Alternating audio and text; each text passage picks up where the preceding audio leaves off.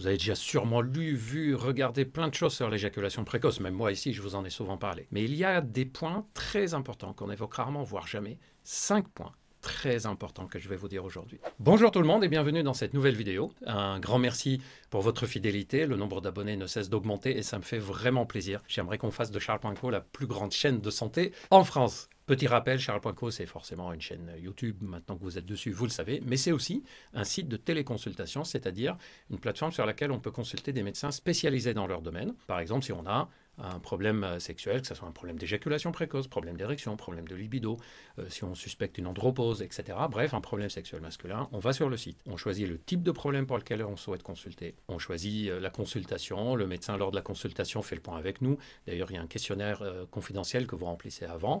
Le médecin va vous donner des conseils, faire le point. En tout cas, vous savez que quand on a des problèmes sexuels et que ces problèmes sexuels perdurent dans le temps, mais il ne faut pas rester seul à essayer de se débrouiller, parce que si ça perdure au-delà de 3, 4, 5 mois, c'est qu'il y a quelque chose qu'on n'arrivera pas à résoudre tout seul et qu'on a besoin d'aide de professionnels. Donc on consulte ou on téléconsulte, si c'est plus facile pour vous. Maintenant que vous savez ce que c'est Charles.co, revenons au sujet du jour. Je vais vous dire aujourd'hui des points qu'on dit rarement, voire jamais, sur l'éjaculation précoce. On ne va pas rentrer dans le truc classique, c'est quoi les causes, c'est quoi les traitements. Ça, je vous ai déjà fait plusieurs vidéos, que ce soit sur les raisons pour lesquelles certains hommes éjaculent vite, sur les différents types de traitements qui existent. Je vous ai même déjà fait des vidéos sur pourquoi beaucoup d'hommes disent « Tiens, j'ai fait des traitements pour l'éjaculation précoce et j'étais déçu ». D'ailleurs, vous comprendrez aussi pourquoi dans cette vidéo. Bref, il y a beaucoup de vidéos déjà faites et vous pouvez aller faire un tour sur le site. Aujourd'hui, je vais vous parler de quelques points qui sont rarement évoqués et qui sont pourtant très importants. Premier point. Est-ce que c'est vrai que la cause de l'éjaculation rapide est psychologique? Vous savez, en médecine, quand on n'a pas la cause de quelque chose, on a tendance à dire que c'est peut-être psychologique. C'est ce qui s'est passé pendant très longtemps avec l'éjaculation rapide. Je ne nie pas le fait qu'il y a toujours une cause psychologique qui est présente. Les hommes qui ont éjaculation rapide, ne serait-ce que par dépit, finissent par être stressés lors des rapports, ne serait-ce que parce qu'ils ne savent pas quoi faire, ils sont anxieux, ils se concentrent, etc. Et donc, il y a forcément des conséquences psychologiques. Ils sont déçus, ils sont frustrés, ils ont l'impression que leurs relations sexuelles ne sont pas satisfaisantes pour eux, pour leur partenaire, etc. Et donc, forcément, il y a des conséquences psychologiques et ces conséquences psychologiques viennent aggraver le problème. Mais est-ce que le problème à la base est réellement psychologique? Ça, c'est moins sûr, puisqu'on sait par exemple que chez certaines personnes, c'est plus un problème de fonctionnement global. Et ça, je vous en parlerai dans le point suivant, le lien avec les traits de personnalité. Chez certaines personnes, c'est pas psychologique, c'est juste un réflexe qui existe, une tendance biologique. D'ailleurs, certaines personnes disent que c'est normal d'avoir une éjaculation rapide, puisque nous avons un reste du fonctionnement dans le passé où il fallait se reproduire très vite pour ne pas être vulnérable pendant la phase où on se reproduit. À l'époque, on vivait dans les cavernes. Bref, d'ailleurs, il y a des civilisations anciennes et qui existent toujours, qui considèrent que le fait d'éjaculer vite est une preuve de plutôt masculinité, virilité. Un homme, un vrai, éjacule très vite. Donc vous voyez, c'est des visions qui sont assez différentes. D'ailleurs, il y a des situations où l'éjaculation n'a aucun problème particulier, ni sur le plan médical, ni sur le plan psychologique, c'est juste un réflexe et qu'on souhaite changer. Et quelquefois, ça reflète une anomalie. Par exemple, on a des problèmes d'érection, je vais vous en parler après, qui se révèlent par une éjaculation rapide. On a rarement des problèmes médicaux comme une prostatite ou problème de thyroïde, c'est beaucoup plus rare. Mais dans la plupart des cas, c'est plutôt des sortes de fonctionnement, des réflexes biologiques, neurologiques et même parfois sur le plan de la personnalité globale. Donc ce n'est pas quelque chose de type psychologique, c'est-à-dire on ne va pas chercher quel type de maladie psychologique on a, ou etc. Et si on a de l'anxiété, est-ce que c'est la cause ou la conséquence de l'éjaculation rapide? Ce n'est pas toujours simple à savoir. Il y a un petit piège d'ailleurs. Parmi les médicaments qui retardent l'éjaculation, il y a par exemple le médicament dapoxétine, le nom commercial c'est Prilégie, qui est issu du monde des IRS, c'est-à-dire les médicaments qu'on prescrit dans les troubles anxieux, dans certaines dépressions, dans certaines idées obsédantes, dans les TOC, etc. Et d'ailleurs, il y a aussi la paroxétine, sertraline, bref, c'est des médicaments qu'il ne faut pas prendre à la légère et on les prescrit jamais en première intention, mais uniquement quand il y a des troubles psychologiques associés. Et donc, comme on a ces médicaments qui agissent sur l'éjaculation rapide, qui la retardent, beaucoup de gens disent « Ah ben vous voyez, donc la cause est psychologique, puisque ce sont des médicaments classés psychotropes. » Mais dans ce cas, pourquoi il n'y a que 3-4 médicaments qui retardent l'éjaculation et les autres psychotropes ne retardent pas l'éjaculation? Par exemple, les anxiolytiques ne retardent pas l'éjaculation. Pourquoi? Eh bien, on n'en sait rien, c'est probablement parce que c'est plutôt au niveau de la sérotonine que de l'anxiété que ça se passe. Bref, il y a des causes profondes et c'est pour ça que je conseille toujours, pour les hommes qui ont une éjaculation rapide, d'avoir recours à des téléconsultations ou consultations avec des médecins expérimentés dans ce domaine. C'est pour ça aussi que tous les médecins, par exemple, qui consultent sur Charles.co, sont tous des médecins spécialisés en médecine sexuelle qui connaissent bien l'éjaculation rapide. Deuxième point. Il faut renforcer le périnée. C'est ce qu'on entend toujours. Mais est-ce que c'est vrai qu'il faut renforcer le périnée pour l'éjaculation rapide? Ce n'est pas si vrai que ça. En fait, dans l'éjaculation rapide, il faut contrôler le périnée. Est-ce que vous commencez à voir la différence? Renforcer le périnée, c'est le fait de le contracter. Je vous montre. Le périnée, ce sont les muscles que vous voyez en rouge ici. Le fait de contracter, comme si on voulait se retenir d'uriner par exemple, ça va plutôt relever le périnée vers le haut, puisqu'il va être le hamac que vous voyez rouge ici, va relever. Or ça accélère l'éjaculation. C'est plutôt le fait d'apprendre à l'abaisser, c'est-à-dire à pousser délicatement, légèrement, jamais en force, pour ne pas abîmer le périnée.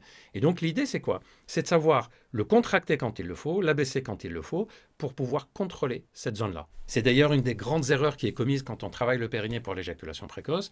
Beaucoup ont tendance à juste le renforcer. Ça c'est très bien pour améliorer l'érection et aussi pour améliorer le contrôle urinaire quand on a des fuites urinaires par exemple. Par contre, si on a plutôt des signes urinaires de type on va uriner souvent, quand on doit uriner il faut se dépêcher d'aller uriner, dès qu'on est un peu anxieux il faut aller uriner, et qu'en plus on a une éjaculation rapide, c'est plutôt le fait d'apprendre à décontracter cette zone-là qui est trop tendue qui va aider. C'est ce qu'on a fait comme exercice dans le programme Time par exemple.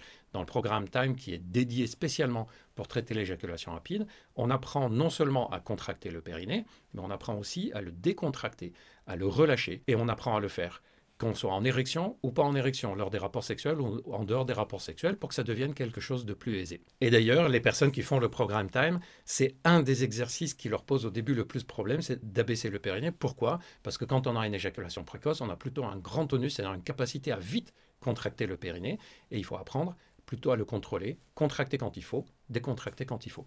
Et la plupart des personnes qui font le programme Time ou qui ont été soignées pour éjaculation rapide se rendent compte qu'une fois que leur éjaculation rapide est améliorée, en fait, même leur façon d'uriner est améliorée aussi. C'est logique, ce sont à peu près les mêmes muscles qui interviennent dans ces contrôles. Troisième point, il y a un lien avec les traits de personnalité. Oui, il y a un lien avec les traits de personnalité. Je vais vous donner deux grands traits de personnalité qu'on retrouve souvent chez les hommes qui ont une éjaculation précoce. Le premier trait de personnalité très fréquent, ce sont des hommes qui réfléchissent vite, passent vite d'une chose à une autre, travaillent vite, c'est-à-dire c'est des hommes qui ont l'habitude d'être presque efficaces, c'est-à-dire si je suis en train de faire un truc qui peut me prendre 30 secondes, je ne vois pas pourquoi je vais mettre 5 minutes pour le faire. Je peux le faire en 30 secondes et je passe à autre chose. D'ailleurs, professionnellement, ça leur donne même parfois un côté efficace. C'est un peu comme si leur cerveau était habitué à être rapidement dans l'étape d'après, ce qui peut être utile dans certaines situations. Sauf que lors des rapports sexuels, l'étape d'après de l'excitation, c'est quoi? C'est l'éjaculation, et donc, au moment des rapports sexuels, le cerveau réagit de la même façon. Ben tiens, je suis déjà dans l'étape d'après et je me projette déjà vers l'éjaculation. Comme c'est des hommes qui n'ont pas l'habitude de dire au cerveau, bon, tranquille, on n'est pas encore dans l'étape d'après, je fais ça tranquillement. Ben, lors des rapports sexuels, c'est super difficile à faire, puisque tout le reste de la journée et tout le reste de notre vie n'ont pas l'habitude de le faire. Un deuxième trait de personnalité, c'est les gens qui ont une émotivité forte, c'est-à-dire quelque chose qui les touche, ça va, un mot un peu désagréable ou quelque chose de ce genre, ça monte très très vite. Or, l'excitation sexuelle, c'est une forme d'émotion. Donc, si on a une émotion forte, on va avoir une excitation qui monte vite. Si l'excitation monte vite, on arrive rapidement à l'éjaculation. Il y a aussi des traits de personnalité de type cogiter beaucoup, tout le temps, comme si le cerveau était en état de tension mentale très élevée. Et cette tension mentale très élevée donne une tension au niveau du périnée. Les personnes qui font le programme Time, par exemple, apprennent qu'il y a un lien entre les muscles du périnée que je vous ai montré tout à l'heure et l'état mental. C'est-à-dire, plus on est en état de tension dans notre tête, plus les muscles du périnée sont contractés. C'est vrai pas seulement chez les humains, même chez les animaux. Je vais vous dire un truc, et vous me dites si vous l'avez repéré ou si vous connaissez ça. Vous me dites dans les commentaires. Même chez les chiens, un chien qui est très émotif, il peut perdre une goutte d'urine ou une goutte de sperme à un moment où il a une émotion forte. Parfois chez les chats aussi. Est-ce que vous saviez que chez les animaux, il y a à peu près le même réflexe que chez les êtres humains? Il y a un lien entre le périnée et le mental. Quatrième point. Est-ce qu'il y a un lien entre l'éjaculation rapide et les problèmes d'érection? Oui, il y a un lien. En fait, pour être en érection, il faut être un minimum excité. Ça, c'est le premier seuil. Si l'excitation monte encore, on arrive vers un deuxième seuil d'excitation qui va provoquer l'éjaculation. Il se trouve que chez certaines personnes, les deux seuils sont très proches. Ça donne quoi? Ça donne le fait que dès qu'ils sont excités pour être en érection, ils ne sont pas loin d'éjaculer. Et dès qu'ils baissent leur excitation pour ne pas éjaculer, ils risquent de perdre l'érection. C'est ce qui fait que chez certaines personnes, soit qui font le programme de rééducation du réflexe d'éjaculation, le programme Time, soit qui ont pris des traitements ou qui ont suivi d'autres types de thérapies pour l'éjaculation rapide, ils disent, tiens, depuis que j'ai soigné mon éjaculation rapide, j'ai des problèmes d'érection. En fait, c'est simplement que l'éjaculation rapide était liée à ce phénomène très très proche, et donc dès qu'on retarde l'éjaculation, on la retarde comment? En diminuant l'excitation, et là on se rend compte que l'érection ne tient pas. Et d'ailleurs il y a un réflexe dans notre cerveau, si le cerveau remarque que l'érection risque de ne pas tenir, qu'est-ce qu'il fait? Il se précipite d'éjaculer en se disant je vais me reproduire dans le cas où l'érection elle part. Et donc plus l'érection est bien maintenue et correcte, plus plus on va tenir l'éjaculation. C'est ce qui fait que chez certaines personnes, par exemple, on prescrit des médicaments prévus normalement pour l'érection, mais qui vont aider à retarder l'éjaculation. Et ça peut surprendre certains patients qui consultent. Par exemple, sur Charles-Penco, il y a des patients qui disent « Au fait, j'ai consulté par un problème d'éjaculation, on m'a prescrit un médicament, j'ai lu sur la notice que c'est plus pour l'érection. » Ça vient du fait que dans ce cas précis, on a repéré, le médecin a repéré qu'il y a un lien et qu'il vaut mieux maintenir l'érection pour pouvoir travailler l'éjaculation. Donc comme vous voyez, c'est quelque chose de très global qui se fait. 5e point, est-ce qu'on peut vraiment guérir de l'éjaculation précoce? Au tout début de la vidéo, je vous ai dit que ce n'était pas une maladie forcément. Donc le mot guérir, je le mets entre guillemets, c'est est-ce qu'on peut s'en débarrasser définitivement? La réponse est oui, ça existe et c'est même l'objectif, c'est au long cours qu'on n'ait plus besoin de traitement. Sauf que l'erreur qui est souvent commise, c'est que ça demande du temps. Ça demande la répétition. Quand on a un réflexe, une habitude qui existe dans notre corps, on ne la change pas en claquant des doigts comme ça. Ça demande du temps, des exercices. D'où l'intérêt d'être accompagné. C'est pour ça que, par exemple, dans le programme Time qu'on a mis en place, il y a une assistance. Quand on a besoin d'aide, quand on ne se sent pas bien, il y a un rappel des exercices à faire. Le programme appartient à vie. Pourquoi? Parce qu'on peut très bien le commencer, fatigué au bout de 1-2 mois, ou être un peu découragé, puis on laisse tomber, puis on recommence. C'est mon conseil. Je sais que les personnes qui ont une éjaculation rapide, quand ils consultent, en ont souvent marre et ils n'ont qu'une envie, c'est de s'en débarrasser le plus vite possible. Or, ça demande du temps et c'est très important de savoir que c'est quelque chose qui va se faire mois après mois, mois après mois. Il y a des personnes qui disent au bout de 6-8 mois, ça allait mieux. D'autres qui disent, j'ai utilisé les médicaments parce que j'arrivais pas à faire les exercices et c'est que 1 an, 2 ans plus tard que j'ai pu arrêter les traitements. Peu importe, le but, c'est du long terme. Et donc, quand on se soigne pour une éjaculation rapide, il faut dès le début se mettre dans l'esprit que ça va être quelque chose de progressif. Le plus important, c'est pas que le problème soit résolu 2-3 semaines plus tard ou un mois plus tard. Le plus important, c'est de sentir que chaque semaine qui passe, chaque mois qui passe, vous vous sentez mieux que la semaine ou le mois passé.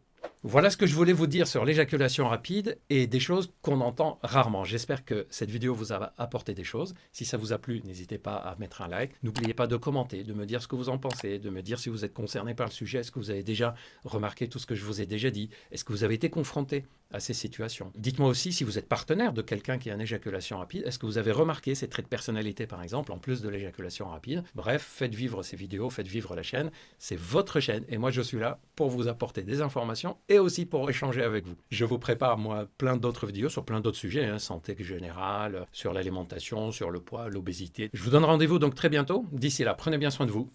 Au revoir.